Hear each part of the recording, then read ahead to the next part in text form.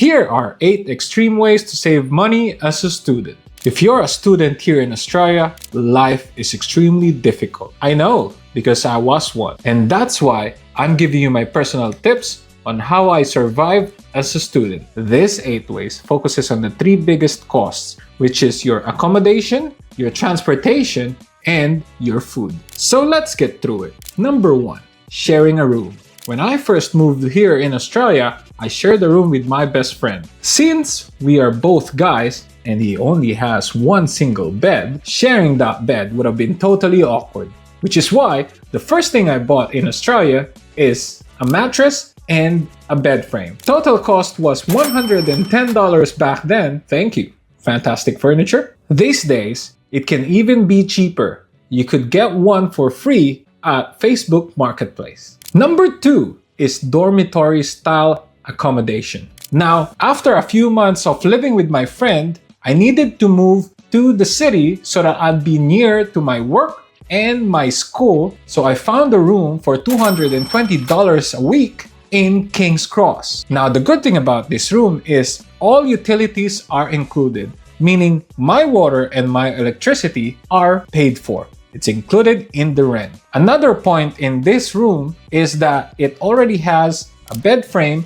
a mattress, a chair, and a table, which means all I need to provide is my pillow, some blankets, and some bedsheet covers. The downside of this accommodation is that we have a shared bathroom. Sometimes all the cubicles are taken, but it didn't bother me because I use the showers in my gym before I go to work most of the times. Number 3, free work lunches. Now, when you're picking your job, you need to make sure that at least some of the jobs that you're working on gives free meals. Now, in the industries of hospitality, particularly in hotels and restaurants, they usually give you free meals on your shift. To save money, I made sure that most of my side jobs gave me free meals. Now, in my case, I used to work in a restaurant, and during shift, they give us staff meals, and since I work as a dishy and a kitchen hand, they used to give me free food to take home.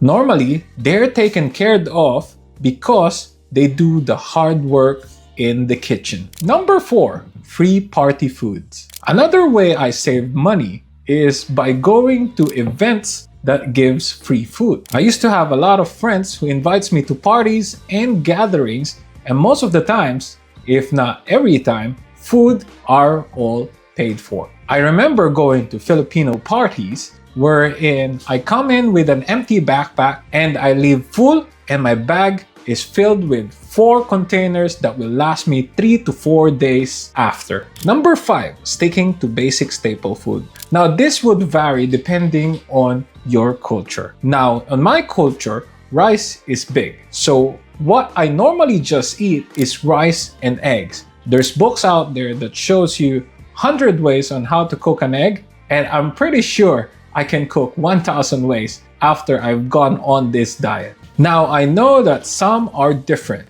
You could have bread and egg, some people rice and beans, and you can even do pastas or ramen noodles. But I need my protein, so I have rice and eggs every day of the week. Number 6, avoid brand names. Cost of living is high enough, so you need to make sure not to choose the brand names to save money. I used to remember back when I was a student, I have to opt out on different brand names of mayonnaise, soy sauce, or ketchup just to save $1.50. Believe it or not, it might not seem high at the moment. However, this amount of money accumulates over time, which will save you hundreds, if not thousands of dollars. Number 7, public transportation. I always use buses, trains, and even ferries on my travel towards work or school or even my friends. In New South Wales, public transport has a weekly cap of $50, meaning if you consumed $50 on your Opal cards, the next transactions or charges would be 0. And make sure not to fall into the trap of buying a car just for convenience. You have to remember, you're not only paying for your gas fare, which may seem cheap at the time, but you're also paying for your registration and the purchase price of the car, and the most important and unexpected expenses would be your repairs and maintenance. You don't necessarily know when your car's going to break down, which means that's gonna be a massive cost which you have not anticipated. Last but not the least, number 8, walking. I told you earlier that I moved from staying with my friend to King's Cross in the city because one of my jobs is in King's Cross, which means I don't have to use public transportation going to this job.